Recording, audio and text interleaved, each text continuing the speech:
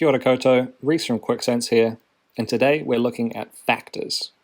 Now this question here is asking me to find which of the following numbers are factors of 8.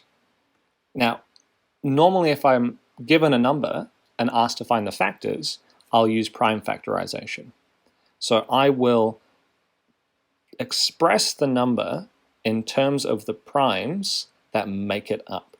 So what does that look like?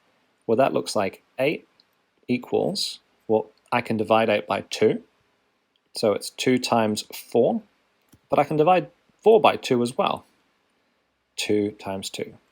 Now, these numbers here are all primes, and they multiply together to give me 8. So that means all of the factors of 8 are some combination of these primes. So 2, 2 times 2, 2 times 2 times 2.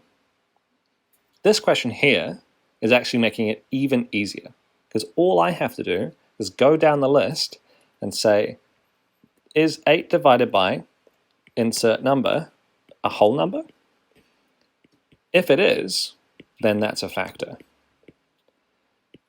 So 8 divided by 2 gives me 4. So that is a tick. 8 divided by 4 gives me 2.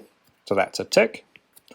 8 divided by 16 immediately sets off alarm bells, right? 16 is twice as large as 8, right? So it's going to give me half, which is not a whole number. So that's not. And again, divided by 24, well, 8 goes into 24 3 times. Again, not a whole number. So the following numbers, 2 and 4 are factors of 8. In this next question, we're given a true-false statement. The factors and multiples of a positive number must be positive.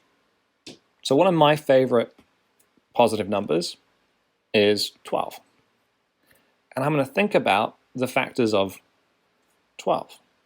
Well, again, 12 is 2 times 6, and 6 is 2 times 3.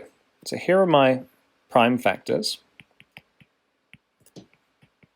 And we can see that they're all positive. So at first glance, it looks like all the factors are positive.